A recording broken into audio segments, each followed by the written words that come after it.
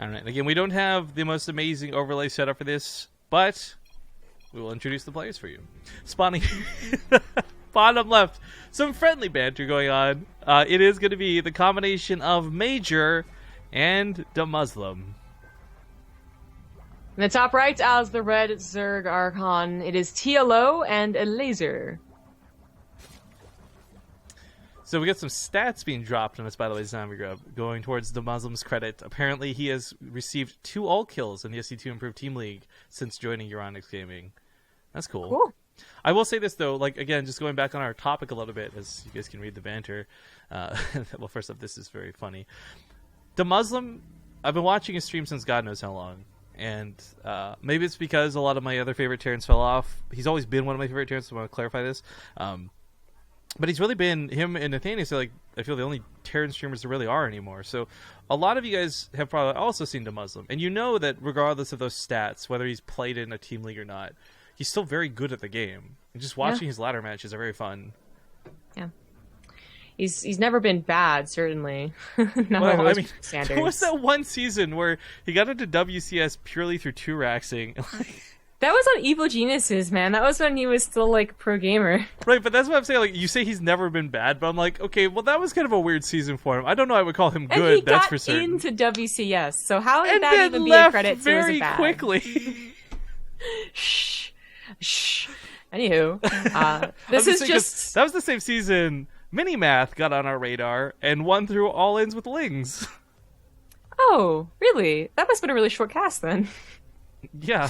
Well, it was a different qualifier, but it was the same season. Yeah. The Proxy Reaper is only going to get here a little bit sooner. It is not all in. It is not the 3-racks Proxy Marines that maybe Lily Canine would be doing right now. So it is just looking to get a little bit sooner.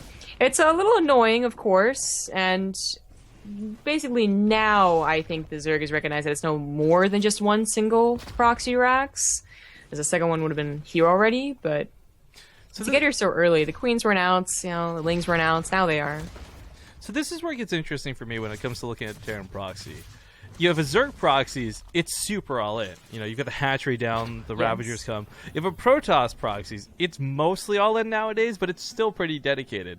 When Terran all-ins, or sorry, proxies, excuse me, it's almost never, it's rare that it's all in, because you can just lift and come home, so that non-committal. That first game today that we cast, that was like the most all-in Terran proxy we've seen in a while. I mean, yeah.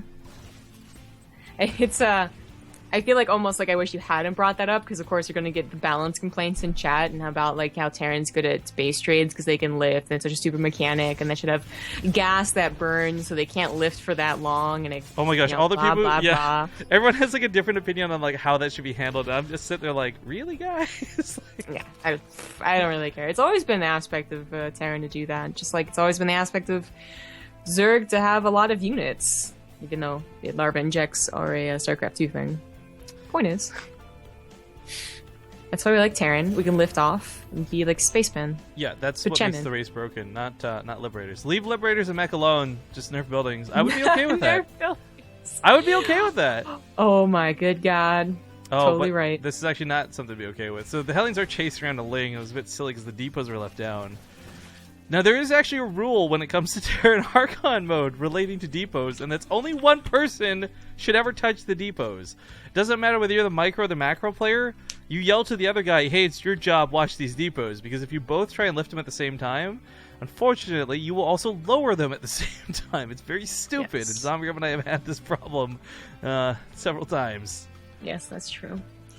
So the army was scouted, by the way, and they should be prepared against this. There's no Banelings, there's no Roachworn, but technically you don't need either one against a Hellbat attack.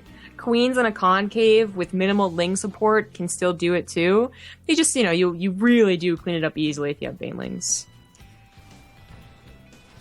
Liberator gets to the main, can be a little bit annoying. It's worth noting the Liberators that we saw previous were not very effective. But that wasn't because they were being controlled poorly. They just don't have that sort of OP factor that they do versus Zerg. And as we see here, just denying quite a bit of mining to start. Not bad. Yeah. majOr and DeMusliM decided not to even engage with their Hellbats, so just transfer them back into Hellions, I guess, and walk home. Not a bad choice. Not a bad choice. Yeah, they'll add on to the later push whenever Stim and Combat Shield is done. They still have that job to do in Legacy of the Void. Looks like our Zerg Archon has decided to go for Mutiling Bling, though, just in general. So they're holding off on the Bailey Nest in quite a greedy way. But they're going to get away with it. They know they've dealt with the first threat, and that there's very rarely an immediate follow-up of 2 base after a Hellbat push. This just made me consider something kind of cool. So we talked about Terran, you know. We didn't really get into it this game, but we mentioned before, Zerg have some of the hardest time doing Archon mode, and that's because of the way the production and the eggs work with rallying to the front lines. You know, you can't exactly be spamming F2 all the time. But I was going to mention, I completely forgot who was playing with TLO. Somebody who's been very good at, you know, whatever for being creative, but Broad Banelings, for example, come to mind immediately versus Terran. And some other cool tactics that are going to definitely be able to be pulled off. I'm not sure whether Elazer or him are going to be doing the macro versus the micro, but if TLO's in charge of like tactics / micro, I think we can expect some cool things. Because he's also been doing Neural Parasite, granted versus Protoss, where other players haven't as well. It's true. With the Bailey Nest getting later and later, I was going to start talking about like maybe they're just going to transfer over into roaches and try and get to a fast hive. It's certainly risky because, you know, Banelings just, you know, they're going to be very useful against the Marine push that is inevitable. They're going to push with Medivacs, with Combat Shield, although this one's a little earlier than usual.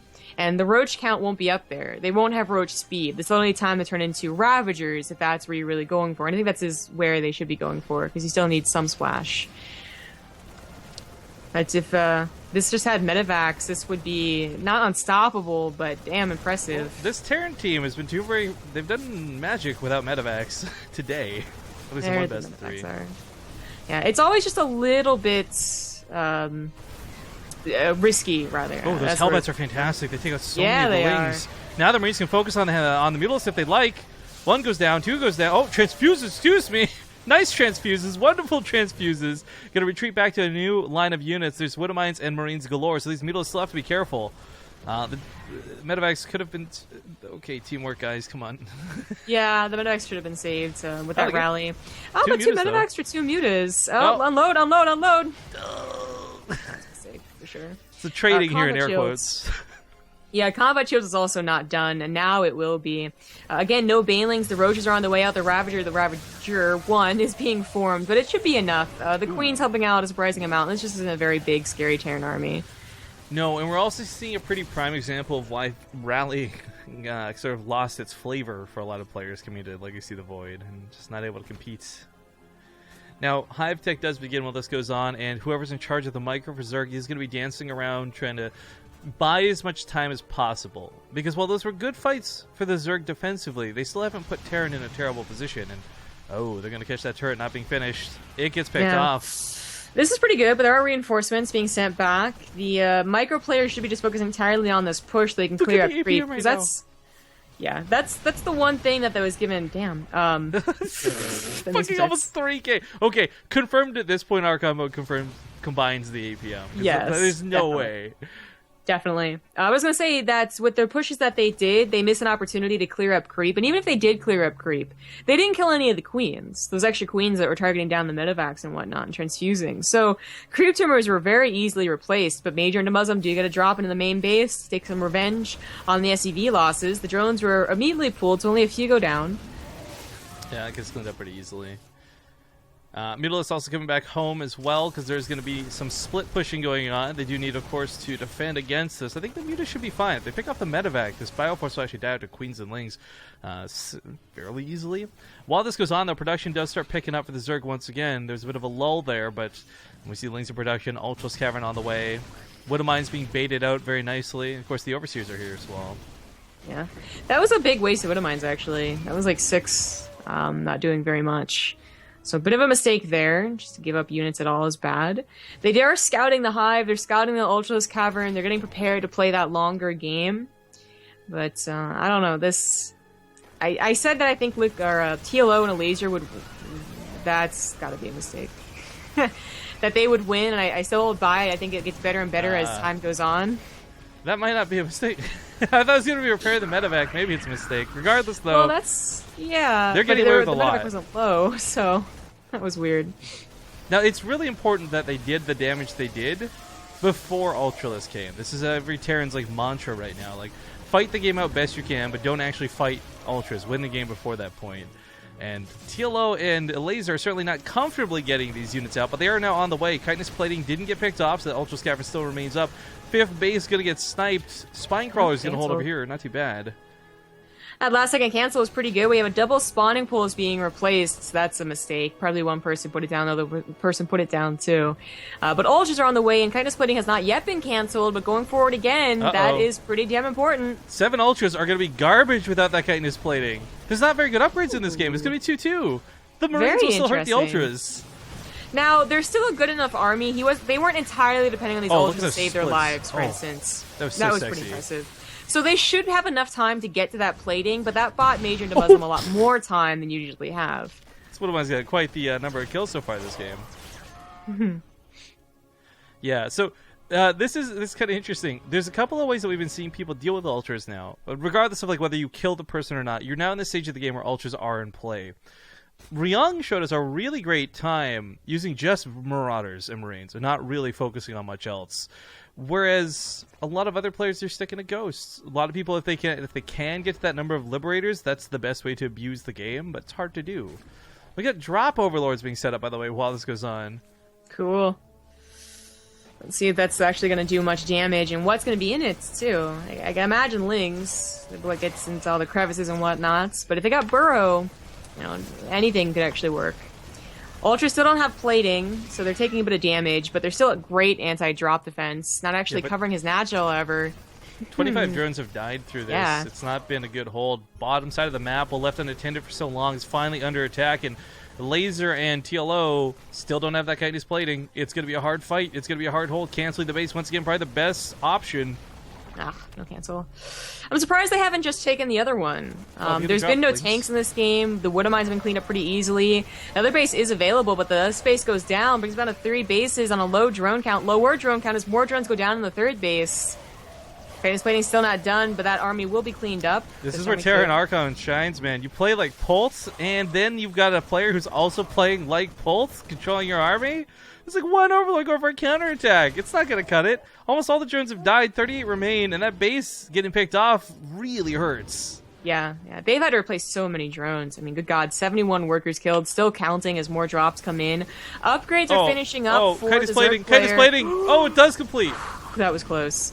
That's what I was going to bring up, too, is that their one hope is maybe that they just say F it and they do a counterattack, and majOr and DeMusliM can't hold because it dedicated too much to the offense. But their macro has been so good this entire time. They still are up in that army supply. That sometimes doesn't really take into account how strong Ultras are, but there's also a high Liberator count. So without any Corruptors, and Elazer and TLO are probably going to lose this game.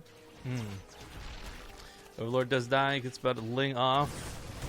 Ultra's starting to push. This is a very interesting push because it is a death push, like for both sides. This either kills the Terran or the Zerg tap out.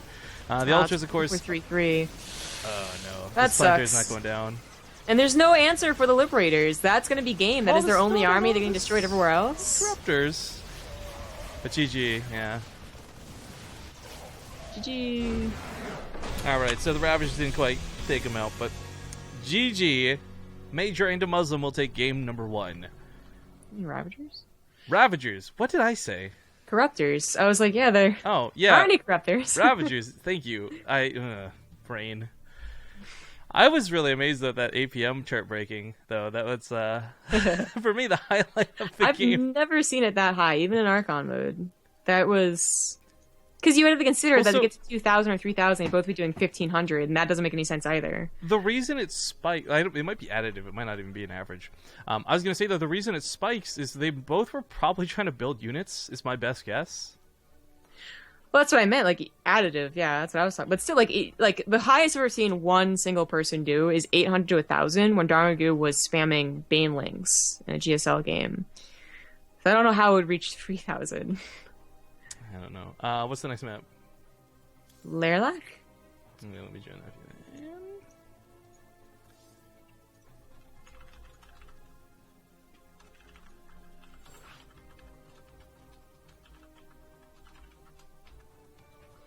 Well, I guess that's where Archon mode really does shine, is that late game with all the drops and whatnots, and Terran really just took control after that. That's what, 15 minutes, 13-minute mark. Right. I mean, so this is where I was hoping we would start seeing something like this happen, where again, you've got one player who's good enough in a 1v1 situation to drop and macro simultaneously. You tell, again, you know what, let's ask real quick, hey, who's doing micro for each team? Just curious. But I was gonna say, like, let's assume for a moment DeMusliM's doing micro and majOr's doing macro. majOr macros and controls one medevac drop. DeMusliM controls the other two, and that's all he has to focus on. Like, yeah, you're gonna get torn in 3 different directions. There's no question about it.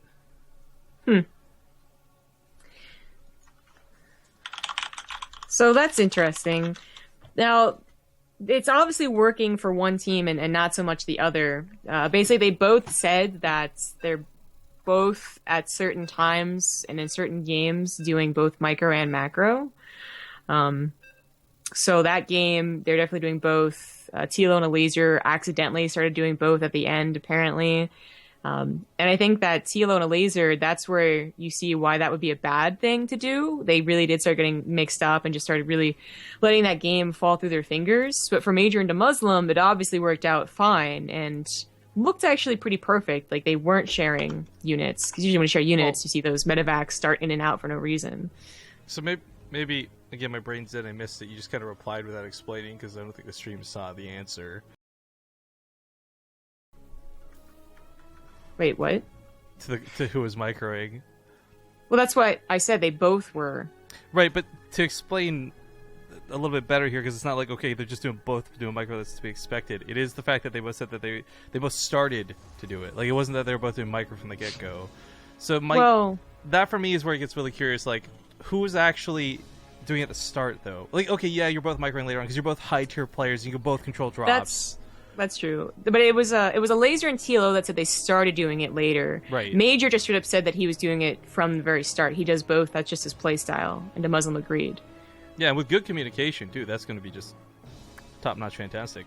But anyways, I'll talk more on that in a moment. Let's get the intros out of the way. Spawning the bottom right side of Lyrilac Crest. They are up 1-0 in the series. It is majOr and DeMusliM. In the top left, as the red Zerg, is TLO and Elazer. Why are they pinging? I don't know, because I can't see pings, and I need you to work with me.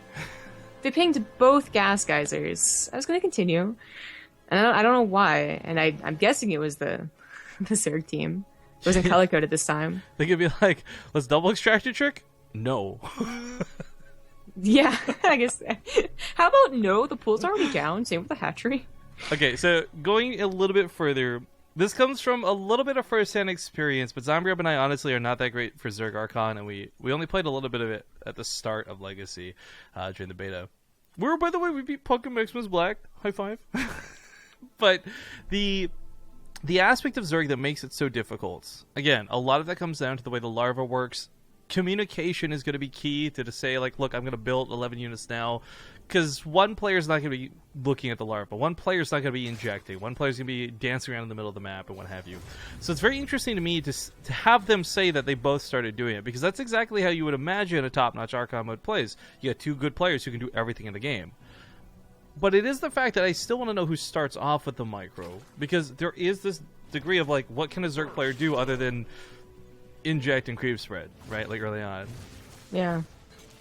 It is definitely the harder Archon to work with. We do have a fairly quick third base. I mean, they got to the macro game. I really thought it would go well for them, but they obviously started getting mixed up just as a team, and then I think that Terran is really highlighting why Terran is good in late game Archon mode. Yeah. I would actually be scared for them to go into late game. I have much more confidence now after that last game on Dusk Towers for Terran Archon here. Well, the Reaper dancing around for a little bit. There's going to be Hellions following this up. Again, this is something that's kind of coming back into lights, but for the most part, Hellions have not been, I don't know, the weapon of choice for a very long time. There's too many instances where Nidus Swarms were shutting it down, and the Hellions just weren't getting damage done early. So it is interesting to see them pretty much every time go for the Hellions. But they do arrive in the front lines. They're going to be able to maybe save the Reaper? Oh, yeah, it's close. The defense against the Hellions last game was pretty easy, just queens, so I don't know if they're going to be worried about another Hellbat all-in since they did it so well.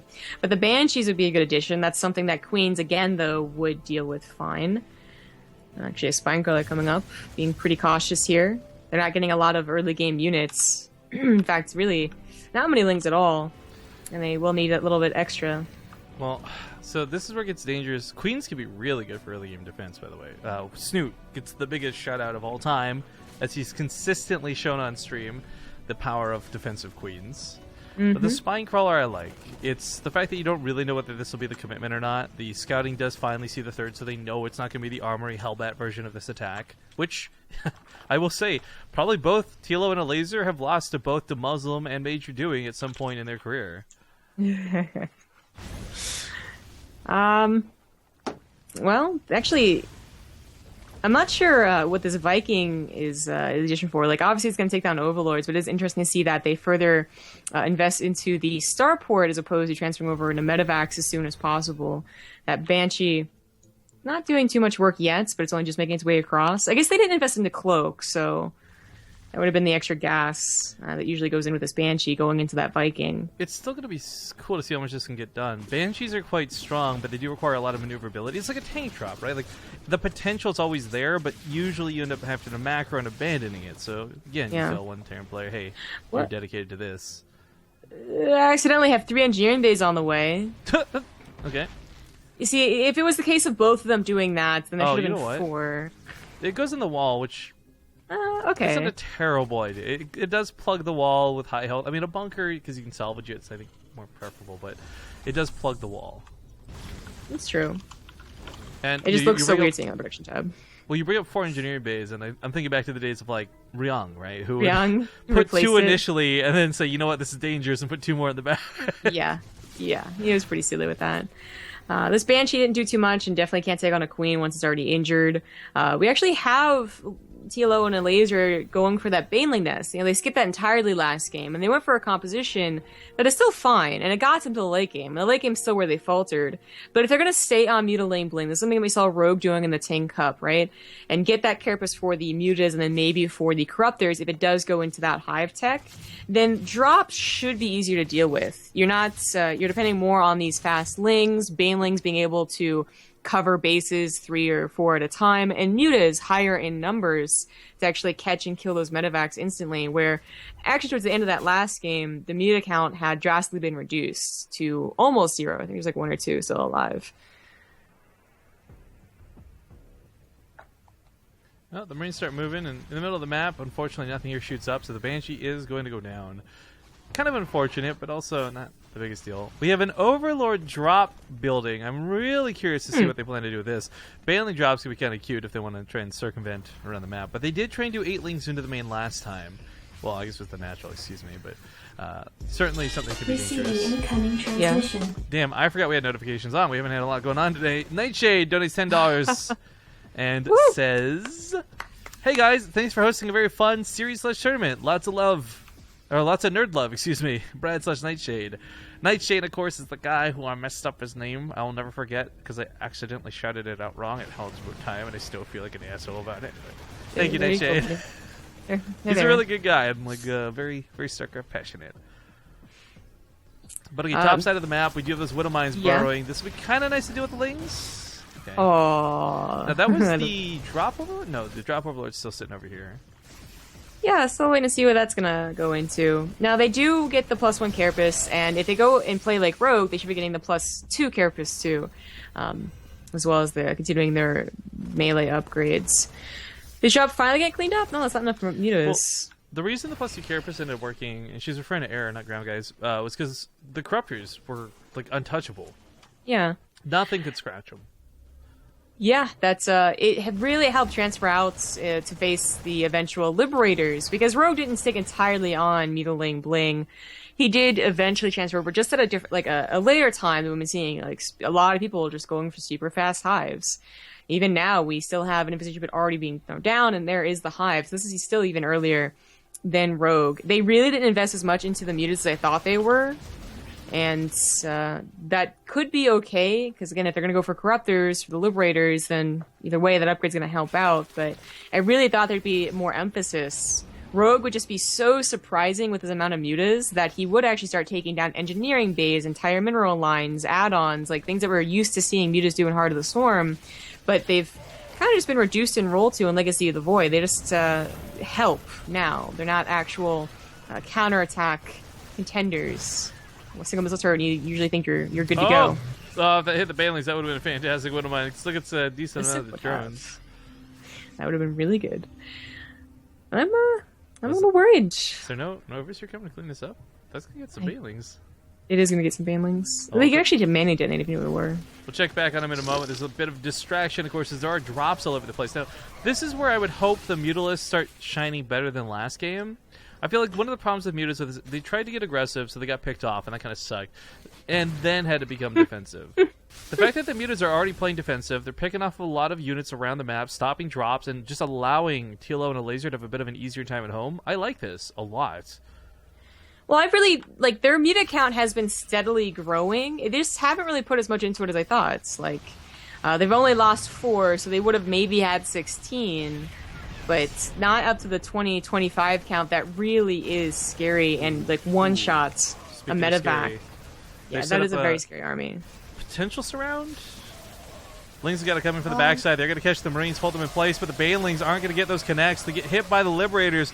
Lots of Marines fitting in this mineral line. New Banelings coming in, but this is kind of the last of the Banelings. Get some decent hits at the very last second, however, and they do clean up the Terran army. Well, there's a second army going through the middle. More Liberators, more Widowmines. Looks like Elazer and TLO just barely have enough. Some good Widowmine hits. The supply count, though, is very daunting to look at for army supply. Yeah. Not a great way to deal with those Liberators. A lot of them almost dead, but looks like they will get out alive. This is where the continued muta production ends up being questionable. I think Corruptors at this stage would be good. Yeah. You don't even need a lot, like 3 or 4. They just keep the Liberators from getting to siege up and go nasty. Yeah. At this point, the mutas should be reduced in importance. Like, they should just be used as anti-drop, and Corruptors should be coming out to deal with the Liberators. Because mutas, even if you do spread, that's, first of all, maybe you're spreading the mutas, but now you're not spreading the Banelings, for instance. It's more micro to do, and you usually just don't get away with it. The Liberators do end up taking down all of your mutas, or the Marines do. Let's not forget, these Liberators are still low from earlier, so the mutas might just get the snipes. We do have one player dancing with Marines, though, trying to keep them alive very desperately. Ultra's on the way. Chitin Splitting not going to be pairing up with this very well, but still absolutely necessary units. Bleeding out this 4th is kind of sucky. They need the money right now. They pull the drones back, so it's not going to be super devastating, but this is, not so great for Zug. Yeah, they're about to lose. Ultras are their last desperate hope here, and they will this time have plating right off the bat. This one doesn't, so they won't. Thank you. When the other Ultras pop, they should be waiting just 5 more seconds, please. But even then, the Liberators are still around, and he doesn't really have an answer for that. One last little tap on this hatchery will kill it, GG. And they're actually just going to tap out. GG. Terran hype! Ladies and gentlemen, it is going to be DeMusliM and majOr that take the series 2-0 and advance on to the brackets. Now, we did request to have all the semifinal matches played, and I believe BCQD and Euthermal have been waiting a little bit longer, so we're going to probably hop into that one first.